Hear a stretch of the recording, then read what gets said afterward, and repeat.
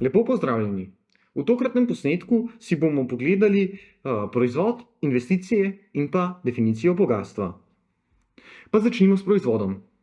Proizvod delimo na kosmati proizvod, vseobsežni proizvod, preneseni proizvod, porabljivi proizvod, čisti proizvod.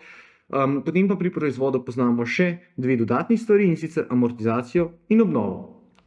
Najbolj pomemben je gotovo kosmati proizvod. Kosmati proizvod je razlika med vseobsežnim proizvodom in prenesenim proizvodom. Razlago tega lahko najdete v naših drugih videih. Zaenkrat pa se omejimo še na definicijo porabljivega proizvoda, ki je razlika med kosmatim proizvodom in obnovo, in pa čistega proizvoda, ki je razlika med kosmatim proizvodom in amortizacijo.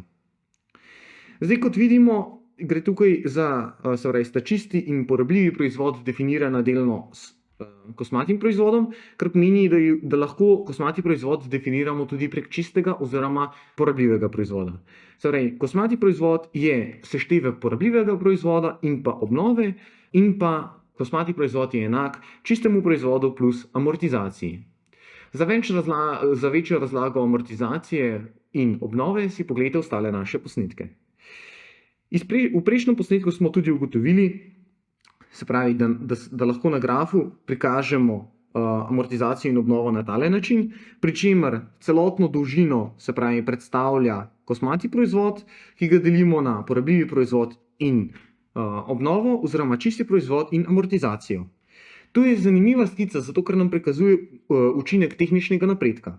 Če je tehnični napredek pozitiven, bo amortizacija večja od obnove, če pa je negativen, pa bo obnova večja od amortizacije.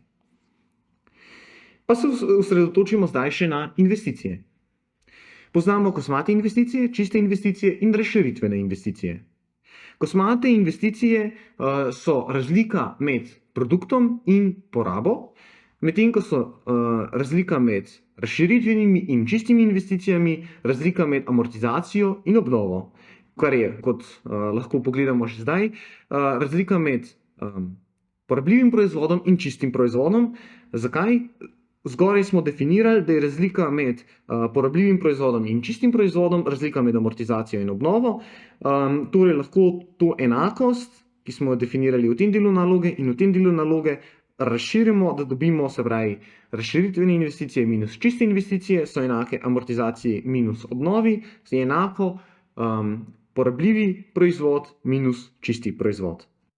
Če imamo investicije, ki so večje od obnove, govorimo o razširitvenih investicijah, pri čemer pa ta enakost ne velja za amortizacijo, saj, kot smo videli v prejšnjem posnetku in definirali tukaj, je amortizacija in obnova sta precej različni glede na stopnjo tehničnega napredka v gospodarstvu.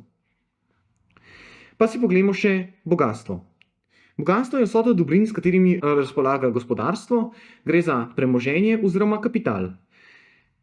Bogastvo delimo na naravno in pa proizvedeno, pri čemer bo nas zanimalo zgolj proizvedeno bogastvo, ki je vsota oziroma seštevek vseh razširitvenih investicij prejšnjih obdobij.